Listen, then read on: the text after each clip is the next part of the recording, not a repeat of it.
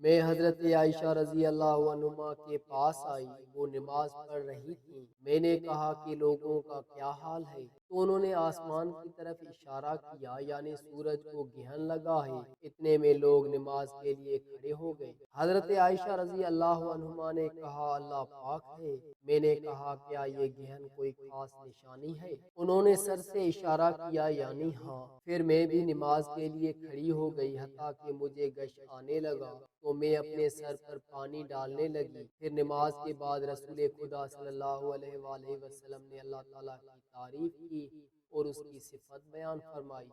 پھر فرمایا جو چیز مجھے پہلے دکھلائی نہیں گئی تھی، آج وہ سب اس جگہ میں نے دیکھ لی، یہاں تک کہ جنت اور دوزخ کو بھی دیکھ لیا، اور مجھ پر یہ وحی کی گئی کہ تم اپنی قبروں میں آزمائے جاؤ گے۔ مثل یا قرب کا کون سا لفظ؟ حضرت اسماء نے فرمایا میں نہیں جانتی۔ فاطمہ کہتی ہیں یعنی فتنہ دجال کی طرح آزمائے جاؤ گے۔ کہا جائے گا قبر کے اندر کہ تم اس آدمی کے بارے میں کیا جانتے ہو؟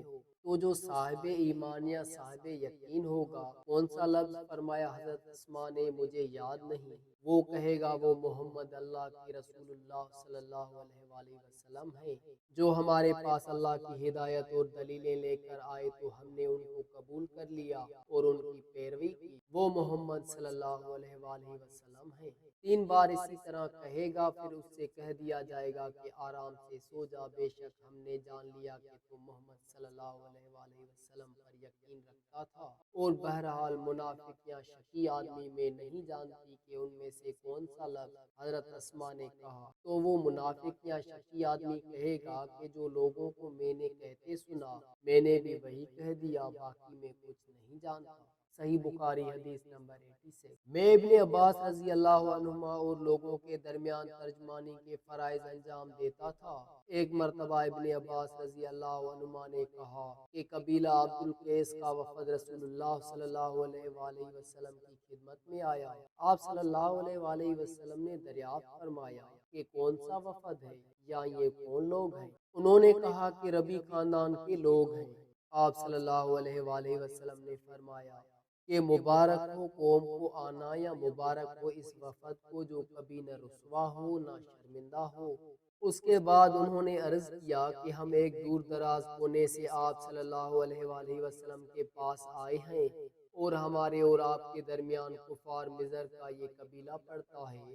اس کے خوف کی وجہ سے ہم حرمت والے مہینوں کے علاوہ اور ایام میں نہیں آ سکتے، اس لیے ہمیں کوئی ایسی قطعی بات بتلا دیجئے کہ جس کی ہم اپنے پیچھے رہ جانے والے لوگوں کو خبر کر دیں، اور اس کی وجہ سے ہم جنت میں داخل ہو سکیں۔ تو آپ صلی اللہ علیہ وآلہ وسلم نے انہیں 4 باتوں کا حکم دیا اور 4 سے روک دیا۔ اول انہیں حکم دیا کہ ایک اللہ پر ایمان لائیں۔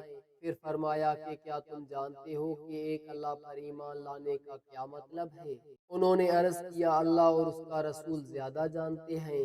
آپ صلی اللہ علیہ وآلہ وسلم نے فرمایا ایک اللہ پر ایمان لانے کا مطلب یہ ہے کہ اس بات کا اقرار کرنا کہ اللہ کے سوا کوئی معبود نہیں، اور یہ کہ محمد صلی اللہ علیہ وآلہ وسلم اللہ کے سچے رسول ہیں، اور نماز قائم کرنا، زکوٰۃ ادا کرنا اور رمضان کے روزے رکھنا، اور یہ کہ تم مال غنیمت سے 5واں حصہ ادا کرو، اور 4 چیزوں سے منع فرمایا، دبا، ہنتم اور مذفت کے استعمال سے۔ اور چوتھی چیز کے بارے میں شعبہ کہتے ہیں کہ ابو جمرہ بسا اوقات نکیر کہتے تھے اور بسا اوقات مکر۔ اس کے بعد رسول اللہ صلی اللہ علیہ وآلہ وسلم نے فرمایا کہ ان باتوں کو یاد رکھو اور اپنے پیچھے رہ جانے والوں کو بھی ان کی خبر کر دو۔